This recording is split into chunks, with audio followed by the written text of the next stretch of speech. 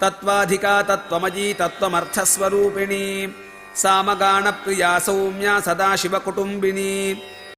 తత్వాధిక సమస్త తత్వాలకు అధికారిణి. తత్వము అంటే నిజము, వాస్తవము లేక ఒక సిద్ధాంతము అని అర్థం.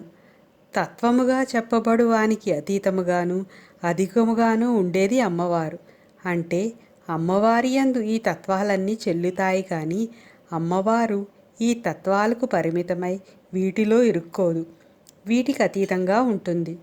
తత్వాసన అనే 424వ నామం అమ్మవారు తత్వాలను ఆసనముగా చేసుకుని వాటిపైన కూర్చుంటుందని తెలియజేస్తుంది.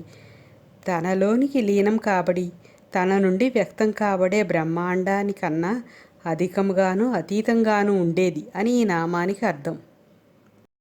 తత్వమయి, తత్వస్వరూపిణి. ఈ నామం ఆమె తత్వాల స్వరూపమని చెబుతుంది.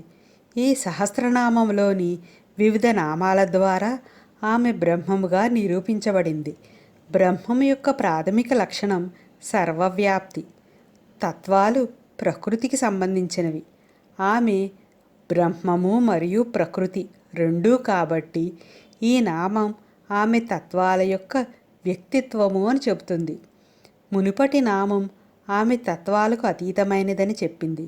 బ్రహ్మము ఏ చర్యతోనూ సంబంధం కలిగి ఉండదు.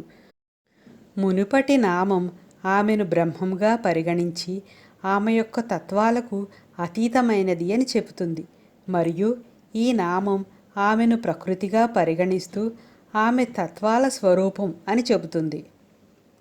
తత్వమర్థ స్వరూపిణి. తత్ అంటే బ్రహ్మము, త్వం అంటే ఆత్మ. ఈ రెండింటి కలయికను సాక్షాత్కారము లేదా ఆత్మ సాక్షాత్కారము అంటారు. తత్, త్వం ఈ పదాలు దేన్ని లక్ష్యంగా అర్థాలను కలిగి ఉన్నాయో దాని యొక్క స్వరూపమే అమ్మవారు అని ఒక అర్థం. అంటే తత్వము సూచించే అర్థము యొక్క స్వరూపము కూడా అమ్మవారే అని అర్థం. సామగాన ప్రియ, సామగానమునందు ప్రీతి కలిగినది. ప్రాణ సామవేద అన్నదాన్ని బట్టి సామవేదం ప్రాణం లాంటిది. ఈ ప్రాణం శ్వాస మీద ఆధారపడి ఉంటుంది. ఈ శ్వాసలోని ఉచ్ఛ్వాసంలో సో, నిశ్వాసంలో హం ఉంటాయి.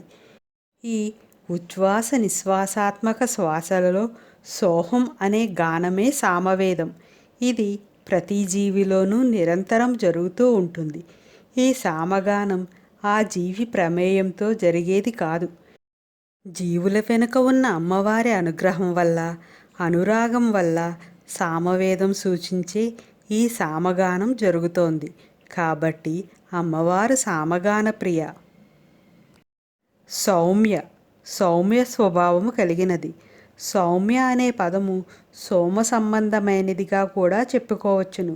సోమ అనే పదము శివునిలో భాగమైన ఆయన భార్య ఉమతో కూడిన శివుడిని సూచిస్తుంది. శ్రీకంఠార్థ శరీరిణి అనే 392వ నామంలో శివుని సగము శరీరముగానున్నది అని చర్చించబడింది. సోమేశ్వరుడైన శివుని స్వరూపం కాబట్టి సౌమ్య అని కూడా అర్థం చెప్పవచ్చును. సౌమ్య అంటే చంద్రుడిని పోలినది, శుభప్రదమైనది, సంతోషకరమైనది, ఆహ్లాదకరమైనది, ఉల్లాసమైనది మొదలైన అర్థాలు కూడా ఉన్నాయి. ఈ లక్షణాలన్నీ అమ్మవారికి వర్తిస్తాయి. పరమేశ్వరి చంద్రమండలంలో ఉంటుంది. సహస్రార పద్మం యొక్క మధ్య భాగమే చంద్రమండలం అని ముందు నామాలలో తెలుసుకున్నాం. సదాశివ కుటుంబిని, సదాశివుని అర్ధాంగి. సదాశివుడికి భార్య శ్యామల. బ్రహ్మ, విష్ణు, రుద్రుడు, మహేశ్వరుడు, సదాశివుడు వీరు పంచబ్రహ్మలు. వీరిలో 5వ వాడు సదాశివుడు. అటువంటి సదాశివునితో భేదం లేనటువంటిది. వేదాలలో ఈ శక్తినే అదితి అని, ఇడా అని, సరస్వతి అని వివిధ నామాలలో వివరించబడింది. రాజరాజేశ్వరి, శుద్ధ విద్య, అశ్వారూఢ, శ్యామల మొదలైన దేవతలంతా సదాశివ కుటుంబానికి చెందినవారే. కాబట్టి మహేశ్వరి సదాశివ కుటుంబిని అనబడుతోంది. యోగులు ధ్యానములో జగత్తుతో సమానత్వం పొందుతారు.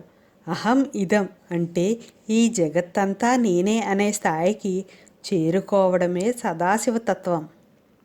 తత్వాధికా తత్వమయీ తత్వమర్థస్వరూపిణి సామగాన ప్రియా సౌమ్య సదాశివ కుటుంబిని